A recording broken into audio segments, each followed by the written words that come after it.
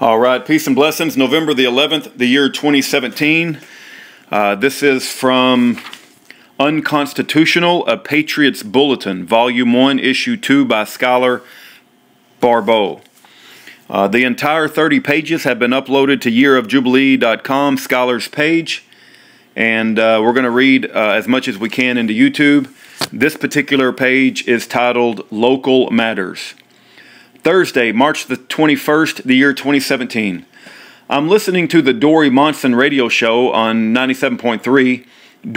Dory was doing his The Big Lead segment, and his topic in the Sound Transit's recently voted in multi-county ST3 tax rate increase on vehicle registrations and tabs raise $54 billion to pay for expansion of the Sound Transit commuter train that services the Seattle area of Washington.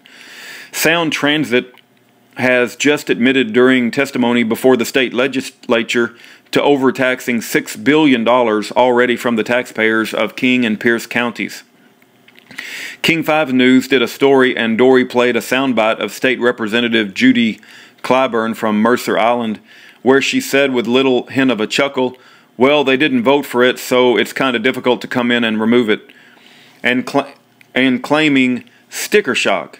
Well, actually, most of Pierce County voted no on the measure last November, and most people in Pierce County don't even want Sound Transit service.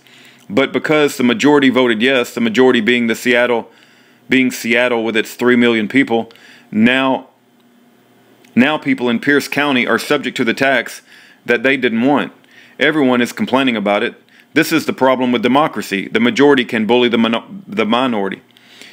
The ST3 tax hike was the largest tax hike in the United States in the nation's history and was imposed by unelected members of a board for sound transit. This is taxation without representation. This is the democracy everybody seems to want, though, at least in the big cities. These big cities, these population centers, are what controls the whole state, unfortunately. More majority bullying the minority. I want to point out that I've written before about how the legislators trick the citizens to enact laws that they themselves have no constitutional power to enact. They put these measures or initiatives on a ballot that maybe would be unconstitutional for the citizens to decide if they want it. The citizens don't study the state or federal constitutions to know if the initiatives are good law, so they just vote on how they feel. Normally, it's the legislators who deliberate on a bill to see if it passes constitutional muster, but they can let an initiative slide through their scrutiny. And according to State Rep Judy Clyburn, the people voted for it, so it's not the government's fault, but the people's. It's trickery by government to be able to collect taxes without representation. $6 billion of overtaxation in the first several months already without representation. Is that not tyranny? Just like the British did what led to the Revolutionary War. And the legislators are basically saying now that they can't undo the law. It's as simple as a resolution declaring the voted-in law as unconstitutional, and it thereby is repealed. Government at every level is out of control, so make sure you keep voting in new, out-of-control government. That's what democracy is all about, right?